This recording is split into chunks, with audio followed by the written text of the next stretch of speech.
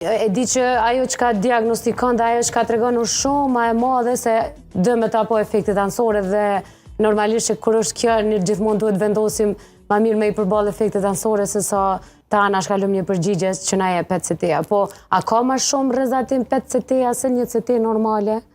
Sarand, është e pa diskutueshme që nuk ka efekte anësore më të mëdha se sa. Do të thonë, një CT ka rrezatim njëjtë sikur që e bëjmë në një all body CT që kërkojnë, do të thonë, shumë shpesh mjekës specialist që përcjellin një pacient këtë rast me karcinom.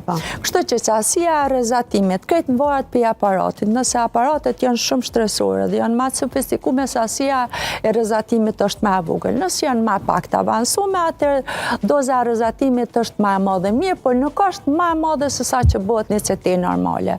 Se në këtë rast na bëjmë një all body CT. All body çka ne kupton kërkohet kuka, qofa, toraksi,